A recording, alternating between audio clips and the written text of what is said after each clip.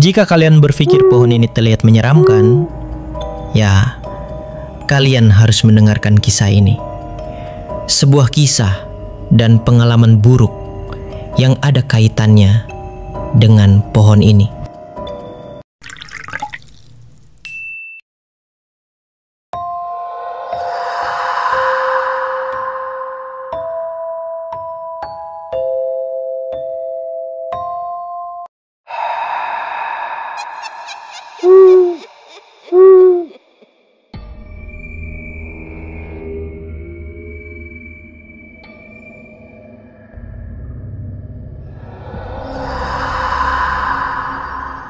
Gadis itu bernama Lina.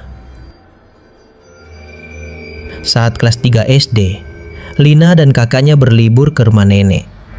Mama dan papanya tidak ikut. Hanya mereka berdua yang dititipkan di sana. Rumah nenek Lina terletak di sebuah perkampungan tua, dikelilingi jalanan kecil berlapis tanah.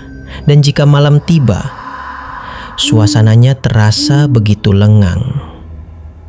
Seolah ada yang mengintai dari balik gelap.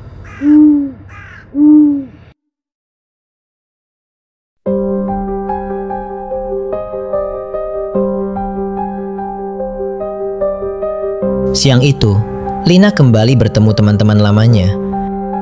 Mereka menghabiskan waktu bersepeda. Sampai akhirnya berhenti di sebuah pohon mangga tua yang menjulang tinggi. Pohon itu terlihat begitu rimbun, batangnya dipenuhi lumut, akar-akarnya mencengkeram tanah kering yang pecah-pecah, seolah telah berabad-abad berdiri di sana. Tanah di sekitarnya kosong, seperti tak pernah disentuh siapapun. Aneh, padahal pohonnya penuh dengan buah, tapi tak ada satupun warga yang memetiknya. Entah kenapa, Lina dan teman-teman justru merasa semakin tertantang untuk memanjat. Hingga sore mulai gelap, Lina berhasil mengambil mangga lebih banyak dibanding yang lain. Saat itu ia hanya berpikir, mungkin memang tidak ada pemiliknya. Ketika azan maghrib terdengar samar dari kejauhan, Lina dan teman-temannya buru-buru turun. Namun entah kenapa, bayangan pohon itu tertinggal kuat di kepala Lina. Batangnya yang besar seolah bergerak mengikuti langkahnya pulang. Malamnya, tubuh Lina tiba-tiba demam. Panas menjalar, sendi-sendi seperti diremas dari dalam. Nenek Lina mengira ia hanya kelelahan. Namun semakin larut, rasa sakit itu semakin menggila.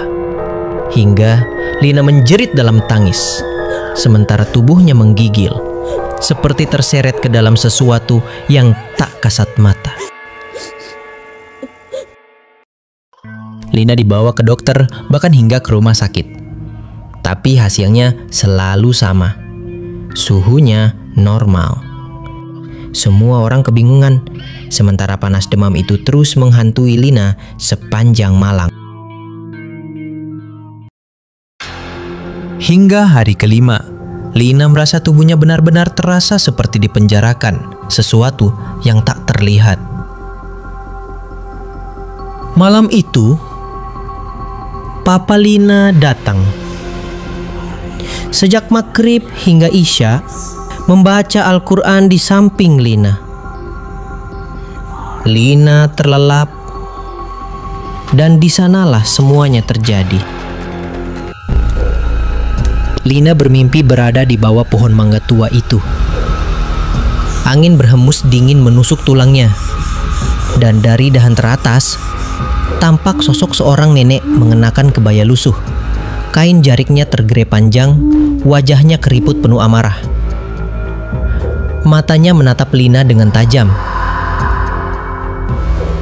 Jari-jarinya gemetar saat menunjuk ke arah Lina.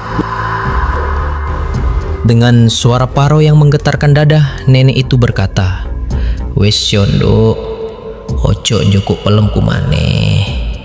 Awas kowe nek merene maneh. Munggah rame-rame, merusak omahku, ambek njupuk pelemku. Lina menjerit, menangis, memohon maaf sambil bersujud di bawah pohon itu. Lalu sekejap kemudian, Lina terbangun dengan air mata bercucuran.